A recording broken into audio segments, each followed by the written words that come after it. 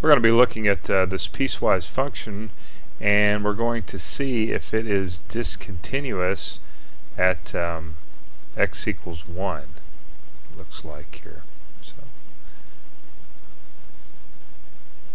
Alright, so we've got f of x is equal to, now they call this a piecewise function because it is in pieces, and we have x as x is less than 1, 2 as x is equal to 1, and 2x minus 1 as x is greater than 1. So it looks to me like we're really concerned at here at 1. So the first thing we're going to do here is we're going to find the limit of this first part of the function here of x as x approaches 1, and of course we're going to come in from the left hand side because this says all x values less than 1, and this limit is going to be equal to 1. Now it's just kind of like doing the direct substitution. You plug 1 directly in and you get 1 out. Now we want to take a look at this one here next, and this says all x is coming, or all x is greater than 1. And so we do the direct substitution, we plug 1 directly in, and 2 times 1 is 2, and 2 minus 1 is 1. So the good thing here is both of these guys are equal. Therefore we can say then that the limit of f of x as x approaches 1 is equal to 1.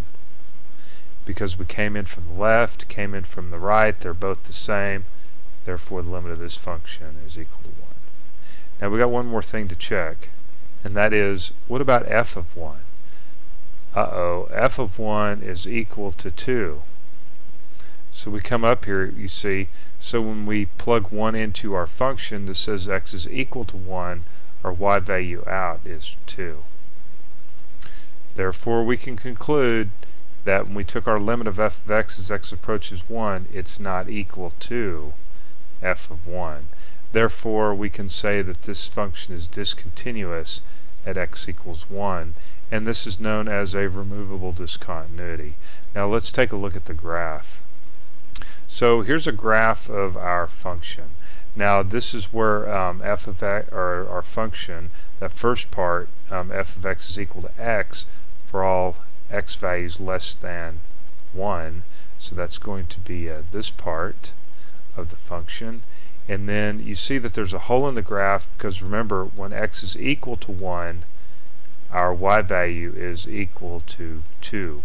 And then the second part of that was, trying to remember, I believe it was, okay, it was 2x minus 1 for all x greater than 1.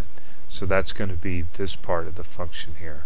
And we said it was removable because there's just a missing point in the graph. It's kind of like you can take it and just remove it. Okay, so remember, discontinuities fell in two categories. They're either non-removable or removable, and this one happens to be a removable discontinuity.